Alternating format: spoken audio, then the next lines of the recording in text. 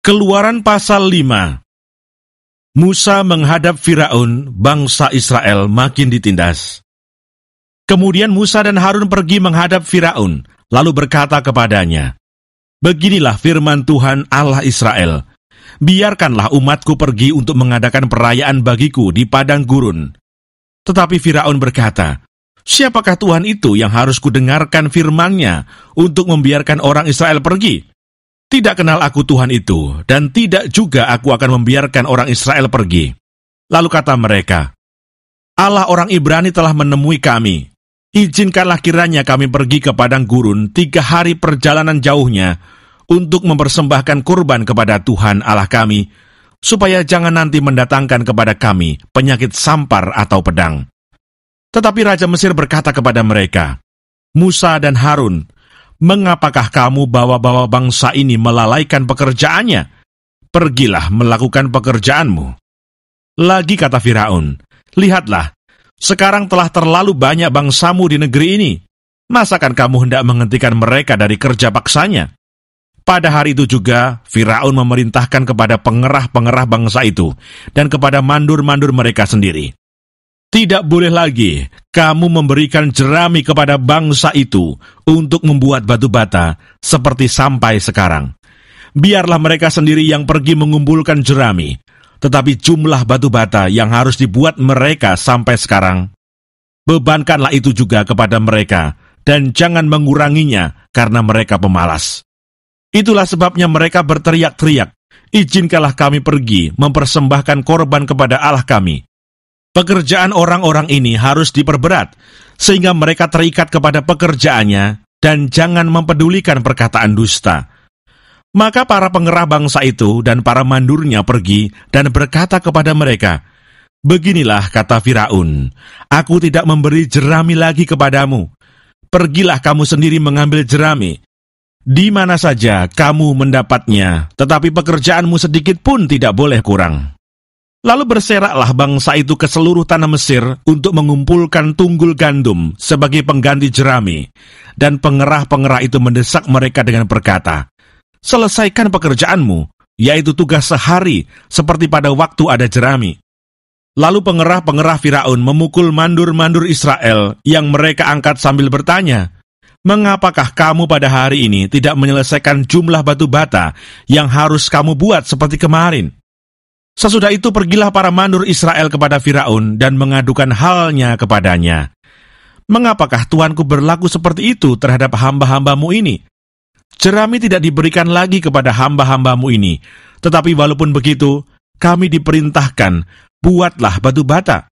Dan dalam pada itu hamba-hambamu ini dipukuli, padahal rakyat Tuanku lah yang bersalah." Tetapi ia berkata, "Pemalas kamu, pemalas.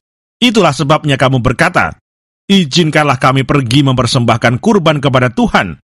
Jadi sekarang pergilah, bekerja. Jerami tidak akan diberikan lagi kepadamu, tetapi jumlah batu bata yang sama harus kamu serahkan." Maka mengertilah para mandur Israel bahwa mereka ada dalam keadaan susah, karena dikatakan kepada mereka, "Kamu tidak boleh mengurangi jumlah batu bata pada tiap-tiap hari." Waktu mereka meninggalkan Firaun, berjumpalah mereka dengan Musa dan Harun yang sedang menantikan mereka.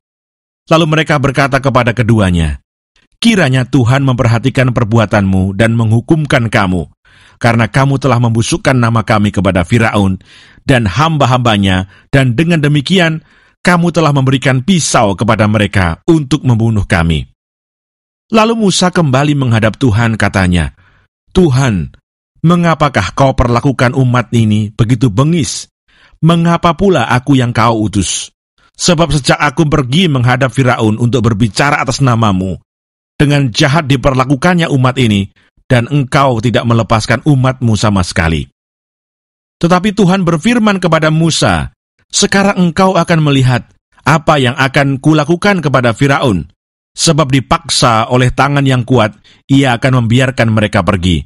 Ya, dipaksa oleh tangan yang kuat, ia akan mengusir mereka dari negerinya." Keluaran pasal 6. Pengutusan Musa. Selanjutnya berfirmanlah Allah kepada Musa, "Akulah Tuhan, Aku telah menampakkan diri kepada Abraham, Ishak, dan Yakub sebagai Allah yang Maha Kuasa. Tetapi dengan namaku Tuhan, aku belum menyatakan diri. Bukan saja aku telah mengadakan perjanjianku dengan mereka untuk memberikan kepada mereka tanah Kanaan, tempat mereka tinggal sebagai orang asing. Tetapi aku sudah mendengar juga erang orang Israel yang telah diperbudak oleh orang Mesir, dan aku ingat kepada perjanjianku. Sebab itu katakanlah kepada orang Israel, Akulah Tuhan. Aku akan membebaskan kamu dari kerja paksa orang Mesir, melepaskan kamu dari perbudakan mereka, dan menebus kamu dengan tangan yang teracung dan dengan hukuman-hukuman yang berat. Aku akan mengangkat kamu menjadi umatku, dan aku akan menjadi Allahmu, supaya kamu mengetahui bahwa akulah Tuhan Allahmu yang membebaskan kamu dari kerja paksa orang Mesir. Dan aku akan membawa kamu ke negeri yang dengan sumpah telah kujanjikan memberikannya kepada Abraham, Ishak, dan Yakub, dan aku akan memberikannya kepadamu untuk menjadi milikmu. Akulah Tuhan. Lalu Musa mengatakan demikian kepada orang Israel. Tetapi mereka tidak mendengarkan Musa karena mereka putus asa dan karena perbudakan yang berat itu. Kemudian Tuhan berfirman kepada Musa, Pergilah menghadap, katakanlah kepada Firaun, Raja Mesir, bahwa ia harus membiarkan orang Israel pergi dari negerinya. Tetapi Musa berkata di hadapan Tuhan, Orang Israel sendiri tidak mendengarkan aku. Bagaimanakah mungkin Firaun akan mendengarkan aku? Aku seorang yang tidak petah lidahnya. Demikianlah Tuhan telah berfirman kepada Musa dan Harun, serta mengutus mereka kepada orang Israel dan kepada Firaun, Raja Mesir, dengan membawa perintah, supaya orang Israel dibawa keluar dari Mesir. Nenek moyang Musa dan Harun. Inilah para kepala kaum keluarga mereka, anak-anak Ruben, anak sulung Israel, Henoh, Palu, Hesron, dan Karmi. Itulah kaum-kaum Ruben. Anak-anak Simeon, Yemuel, Yamin, Ohad, Yakin, Zohar, dan Saul, anak seorang perempuan Kanaan. Itulah kaum-kaum Simeon. Inilah nama anak-anak Lewi menurut urutan kelahirannya, Gerson, Kehat, dan Merari. Umur Lewi 137 tahun. Anak-anak Gerson, Libni, dan Simei menurut kaum mereka. Anak-anak Kehat, Amram, Yisar, Hebron, dan Uziel. Umur Kehat 133 tahun. Anak-anak Merari, Mahli, dan Musi. Itulah kaum-kaum Lewi menurut urutannya. Dan Amram mengambil Yokebed, saudara ayahnya, menjadi istrinya, dan perempuan ini melahirkan Harun dan Musa baginya. Umur Amram 137 tahun. Anak-anak Yisar, Korah, Nefek, dan Sikri. Anak-anak Uziel, Misael, Elsafan, dan Sitri. Dan Harun mengambil Eliseba, anak perempuan Aminadab, saudara perempuan Nahason, menjadi istrinya. Dan perempuan ini melahirkan baginya Nadab, Abihu, Eleazar, dan Itamar. Anak-anak Korah, Asir, Elkana, dan Abiasaf. Itulah kaum-kaum orang Korah. Eleazar, anak Harun, mengambil salah seorang anak perempuan Putiel, menjadi istrinya, dan perempuan ini melahirkan Pinehas baginya. Itulah para kepala kaum keluarga orang Lewi menurut kaum mereka. Itulah Harun dan Musa yang diperintahkan Tuhan, bawalah orang Israel keluar dari tanah Mesir menurut pasukan mereka. Merekalah yang berbicara kepada Firaun Raja Mesir, supaya mereka membawa orang Israel keluar dari Mesir. Itulah Musa dan Harun. Musa menghadap Firaun. Pada waktu Tuhan berfirman kepada Musa di tanah Mesir, Tuhan berfirman kepadanya, Akulah Tuhan, katakanlah kepada Firaun Raja Mesir segala yang kufirmankan kepadamu. Tetapi Musa berkata di hadapan Tuhan, Bukankah aku ini seorang yang tidak petah lidahnya? Bagaimanakah mungkin Firaun akan mendengarkan aku? Keluaran pasal 7. Berfirmanlah Tuhan kepada Musa, Lihat, aku mengangkat engkau sebagai Allah bagi Firaun, dan Harun, abangmu, akan menjadi nabimu. Engkau harus mengatakan segala yang kuperintahkan kepadamu, dan Harun, abangmu, harus berbicara kepada Firaun, supaya dibiarkannya orang Israel itu pergi dari negerinya. Tetapi aku akan mengeraskan hati Firaun, dan aku akan memperbanyak tanda-tanda dan mukjizat-mukjizat yang kubuat di tanah Mesir. Bila mana Firaun tidak mendengarkan kamu, maka aku akan mendatangkan tanganku kepada Mesir dan mengeluarkan pasukanku, umatku, orang Israel, dari tanah Mesir dengan hukuman-hukuman yang berat. Dan orang Mesir itu akan mengetahui bahwa akulah Tuhan, apabila aku mengacungkan tanganku terhadap Mesir dan membawa orang Israel keluar dari tengah-tengah mereka. Demikianlah diperbuat Musa dan Harun, seperti yang diperintahkan Tuhan kepada mereka. Demikianlah diperbuat mereka. Adapun Musa 80 tahun umurnya, dan Harun 83 tahun, ketika mereka berbicara kepada Firaun.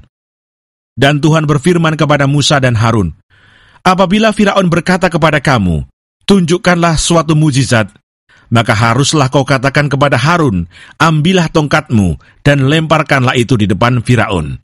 Maka tongkat itu akan menjadi ular. Musa dan Harun pergi menghadap Firaun, lalu mereka berbuat seperti yang diperintahkan Tuhan. Harun melemparkan tongkatnya di depan Firaun dan para pegawainya, maka tongkat itu menjadi ular. Kemudian Firaun pun memanggil orang-orang berilmu dan ahli-ahli sihir, dan mereka pun ahli-ahli Mesir itu membuat yang demikian juga dengan ilmu mantra mereka. Masing-masing mereka melemparkan tongkatnya, dan tongkat-tongkat itu menjadi ular. Tetapi tongkat Harun menelan tongkat-tongkat mereka. Tetapi hati Firaun berkeras, sehingga tidak mau mendengarkan mereka keduanya, seperti yang telah difirmankan Tuhan. Tulah pertama, air menjadi darah. Berfirmanlah Tuhan kepada Musa, Firaun berkeras hati, ia menolak membiarkan bangsa itu pergi. Pergilah kepada Firaun pada waktu pagi, pada waktu biasanya ia keluar ke sungai, nantikanlah dia di tepi sungai Nil dengan memegang di tanganmu tongkat yang tadinya berubah menjadi ular. Dan katakanlah kepadanya, Tuhan Allah orang Ibrani telah mengutus aku kepadamu untuk mengatakan, biarkanlah umatku pergi, supaya mereka beribadah kepadaku di padang gurun. Meskipun begitu, sampai sekarang engkau tidak mau mendengarkan. Sebab itu beginilah firman Tuhan, dari hal yang berikut akan kau ketahui, bahwa akulah Tuhan. Lihat, dengan tongkat yang di tanganku ini akan kupukul air yang di sungai Nil, dan air itu akan berubah menjadi darah. Dan ikan yang dalam sungai Nil akan mati, sehingga sungai Nil akan berbau busuk. Maka orang Mesir akan segan meminum air dari sungai Nil ini. Tuhan berfirman kepada Musa, katakanlah kepada Harun, ambillah tongkatmu, ulurkanlah tanganmu ke atas segala air orang Mesir, ke atas sungai, selokan, kolam, dan ke atas segala kumpulan air yang ada pada mereka, supaya semuanya menjadi darah, dan akan ada darah di seluruh tanah Mesir, bahkan dalam wadah kayu dan wadah batu. Demikianlah Musa dan Harun berbuat seperti yang difirmankan Tuhan. Diangkatnya tongkat itu dan dipukulkannya kepada air yang di sungai Nil, di depan mata Firaun dan pegawai-pegawainya. Maka seluruh air yang di sungai Nil berubah menjadi darah. Matilah ikan di sungai Nil, sehingga sungai Nil itu berbau busuk, dan orang Mesir tidak dapat meminum air dari sungai Nil. Dan di seluruh tanah Mesir ada darah. Tetapi para ahli Mesir membuat yang demikian juga dengan ilmu-ilmu mantra mereka. Sehingga hati Firaun berkeras, dan ia tidak mau mendengarkan mereka keduanya, seperti yang telah difirmankan Tuhan. Firaun berpaling, lalu masuk ke istananya, dan tidak mau memperhatikan hal itu juga. Tetapi semua orang Mesir menggali-gali di sekitar sungai Nil, mencari air untuk diminum, sebab mereka tidak dapat meminum air sungai Nil. Demikianlah genap 7 hari berlalu setelah Tuhan menulahi sungai Nil.